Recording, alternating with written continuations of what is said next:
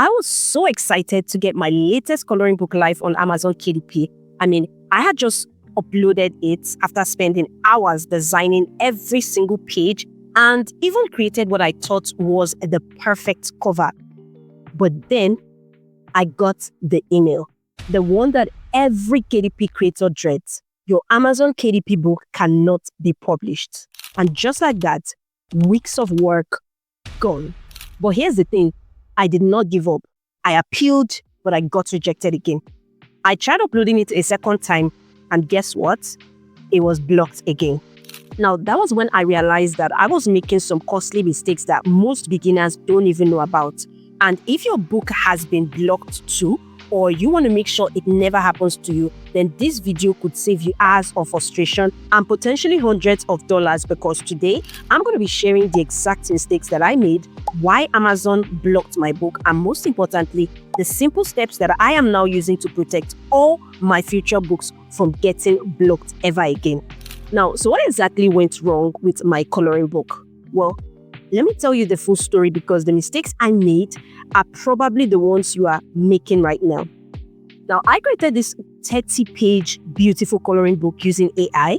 The design looked really amazing on my computer screen, intricate details, everything just looked perfect. And I was so confident that this was going to be a winner. It was going to really do well. But then that email came saying that your Amazon KDP book cannot be published. No specific details, just blocked. Now, I thought I was being smart and I appealed immediately to know what was the reason. I explained that my content was original and, of course, family friendly. But their response, after further review, we have decided to uphold our previous decision and will not be publishing your title at this time. Now, I tried a different approach. I re-uploaded the same book with a slightly different title, thinking it may be a system glitch, but guess what? It was blocked again. Same email, same rejection.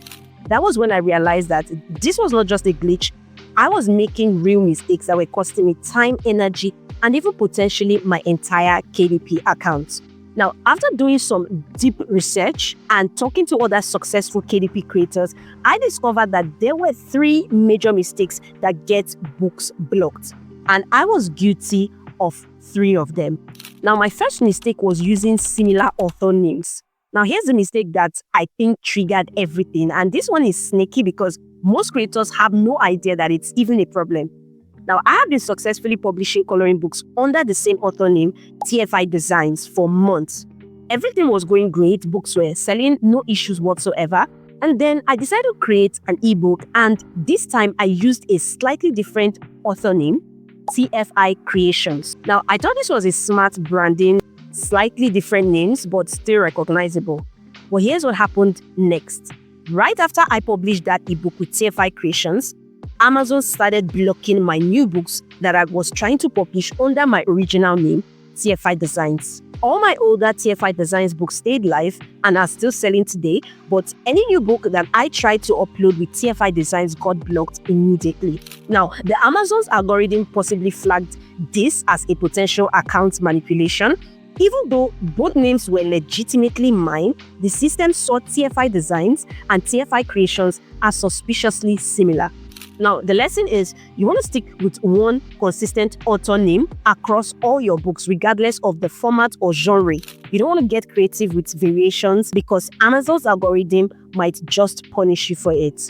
Now, the second mistake I made was accidental copyright issues. This one is actually sneaky too. Some of my AI-generated coloring images had elements that were too similar to existing copyrighted designs. I didn't notice it because they weren't obvious copies, but Amazon systems are really getting good at catching these similarities. Now, even if you don't intentionally copy anything, if you create something that looks too similar to protected content, then you are in trouble. And the scary part is you might not even realize that that is what is happening. Now, my third mistake was trademark violations. And this is a mistake that probably sealed the deal. I had used a phrase in my title and description that I thought was generic, but it was actually getting too close to trademarked territory. I won't mention the exact phrase, not to give you any bad ideas, but let's just say that I learned that even words that seem innocent can trigger Amazon's trademark protection system. I thought I was being creative and descriptive, but I was actually walking into legal trouble. And the tricky part about trademark issues is that you might not even realize that you are doing it until it is too late. But now, here's what I'm doing differently to make sure that this never happens again. And these are the exact steps that you should also follow. For author name consistency, you want to choose one author name and stick with it forever. Use the exact spelling, the exact capitalization, and the exact format every single time. You don't want to use TFI Designs today and Designs by TFI tomorrow. If you want to publish different genres, use the same name or create completely different brands that share no similarities. Never use similar variations.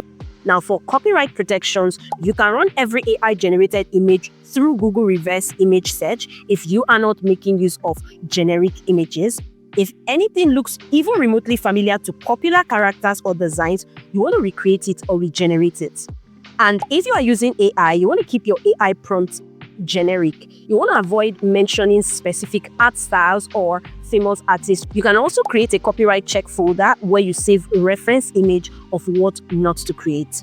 Now, for trademark safety, you want to research every of your keyword in your title or your subtitle or even your description using the USPTO trademark database.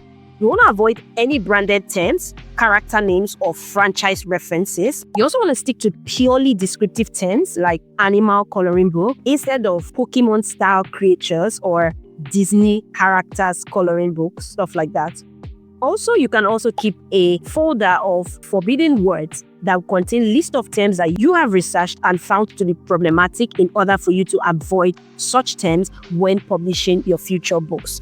Now, I have actually done a video on how you can check for words that are trademarks in order for you to be able to protect your book and avoid any trademark violation from either your titles, subtitles, or descriptions. To learn more on that, you want to click the video you see on your screen right now and check out the full tutorial.